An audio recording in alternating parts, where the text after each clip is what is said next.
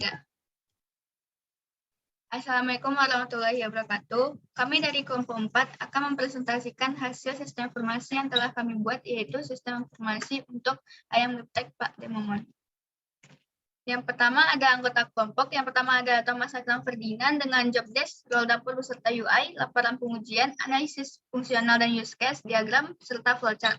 Selanjutnya ada Sebza Umat yang Alam dengan job desk, role dapur beserta UI, laporan database, analisis fungsional dan use case diagram, IRD, dan tabel relasi. Yang ketiga ada Latif Nur Irsyad dengan job desk, program backend, login, logout, role admin, dan role client, latar belakang dan rumusan masalah, analisis fungsional dan use case diagram, serta IRD. Yang selanjutnya ada Diala Fadasipana dengan job desk, rancangan UI dengan Figma, lokasi beserta UI, laporan sistem, dan tabel relasi. Yang selanjutnya ada Nada Sufilina dengan job desk, lokasi beserta UI, laporan implementasi sistem, dan tinjau pustaka, serta tabel relasi. Selanjutnya ada deskripsi objek yang akan dijelaskan oleh Nada Sufilina. Baik, untuk deskripsi objek sendiri, ayam geprek Pak Demomon merupakan sebuah outlet bisnis kuliner yang menyajikan ayam geprek dengan berbagai jenis sambal, lele, dan berbagai minuman dingin maupun hangat. Hingga saat ini, ayam geprek Pak Demomon sudah memiliki 2 outlet di Padang, yaitu yang berada di Jalan Ratulangi Padang dan Gunung Pangiran Padang. Ayam geprek Pak Demomon sudah memanfaatkan beberapa teknologi yang berkaitan dengan kasir dalam proses bisnisnya. Akan tetapi, aplikasinya hanya untuk membantu proses pembayaran dan mencatat pembelian saja.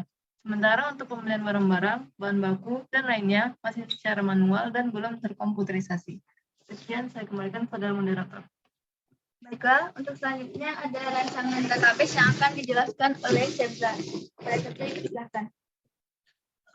Dalam membuat database, kami memiliki 6 tabel yang mana kami menggunakan SQL Power Architect dalam membangun tabel relasi sebelum kami implementasikan dalam membangun database di Postgre menggunakan Postgre. Yang pertama kami memiliki tabel kategori yang memiliki 2 atribut dan atribut kode kategori merupakan primary key. Lalu ada tabel item yang memiliki 4 atribut yang mana kode item merupakan primary key. Lalu ada tabel detail penjualan memiliki 3 atribut yang mana kode item sebagai primary foreign key dan nomor struk sebagai primary foreign key. Lalu di tabel penjualan ada 7 atribut yang mana nomor struk sebagai primary key dan ID karyawan sebagai foreign key. Lalu di tabel karyawan ada 5 atribut yang mana ID karyawan sebagai primary key dan kode posisi sebagai foreign key. Di tabel posisi ada 2 atribut yang mana kode posisi sebagai primary key. Masing-masing dari tabel memiliki entitasnya masing-masing, yang mana kategori ke tabel item itu one to many, item ke detail penjualan itu one to many, posisi ke karyawan itu one to many, karyawan ke penjualan itu one to many, dan penjualan ke detail penjualan itu juga one to many. Selanjutnya ada deskripsi singkat aplikasi yang akan dijelaskan oleh Thomas. Silakan. Terima kasih moderator. Baik, aplikasi kami ini bernama Pak Demomon System. Tujuan dibuatnya aplikasi ini itu memenuhi tugas besar perancangan basis data dan memberikan saran aplikasi kepada FMB Pak Demomon. Developernya itu semua anggota kelompok 4, yaitu kami berlima. Dan di sini terdapat 4 role dari pelaku utama dalam aplikasi ini. Pertama itu ada admin yang dapat menghapus, menambah user, dapat menambah, menghapus daftar menu, dan pelayan dengan berbagai fungsionalnya. Lalu yang ketiga ada kasir yang dengan berbagai fungsionalnya, dan yang terakhir itu ada dapur dengan fungsional juga. Nah, dan manfaat aplikasi kami ini yaitu dapat membuat sistem yang dapat membuat adanya integrasi antara pemusaji, pegawai dapur, kasir, dan admin yang menitik beratkan pada efektivitas dalam proses yang ada. Sekian dari saya, dikembalikan pada moderator. Baiklah, selanjutnya tutorial aplikasi Pak Demomon akan dijelaskan oleh Irsyad. Silakan. Baik, terima kasih pada moderator. Sekarang kita masuk ke bagian demo program. Pertama kita masuk sebagai admin. Di admin itu ada beberapa, yang pertama tambah menu, kategori, hapus menu, daftar pesanan, laporan, dan juga data karyawan. Nah, pada tambah menu ini kita dapat menambahkan menu, seperti memasukkan nama menu, ID menu, kategori, dan juga harganya.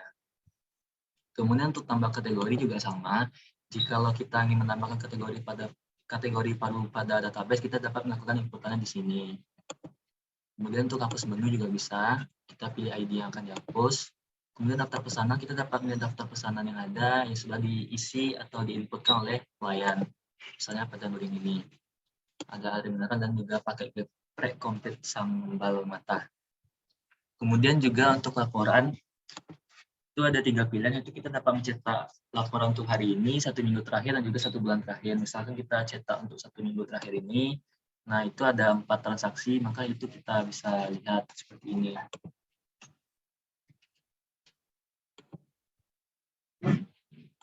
Kemudian juga ada data karyawan. Nah, sini kita dapat melakukan manajemen terhadap data karyawan seperti admin, kasir, pelayan, dan juga dapur.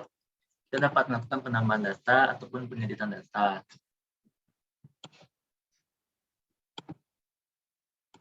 Kemudian kita masuk ke bagian yang kedua.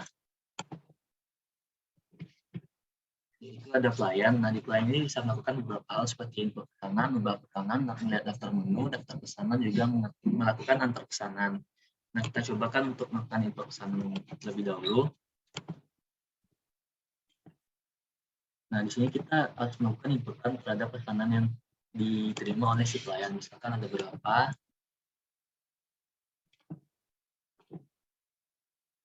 Jadi bisa lakukan pencarian di sini.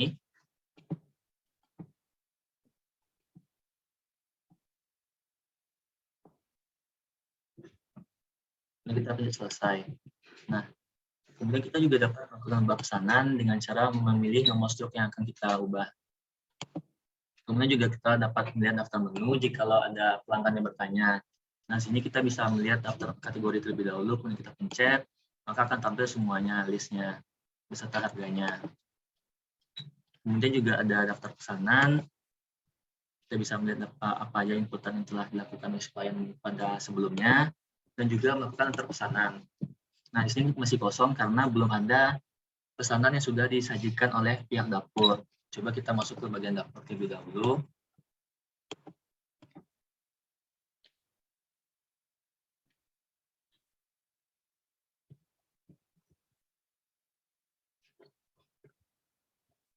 Itu tanda kesalahan password. Nah, di sini kita dapat melihat ada notifikasi bahwa ada pesanan masuk. Nah, kita coba proses, kemudian kita pencet siap diantar. Nah, di sini juga ada daftar pesanan, kita juga bisa melihat daftar pesanan yang ada, dan juga kita bisa melihat perubahannya pada bagian pelanggan, bagian pelayan. Nah, sini ada notifikasi bahwa ada pesanan yang dapat diantarkan. Nah, kita bisa antarkan. Nah, terakhir itu ada bagian kasir.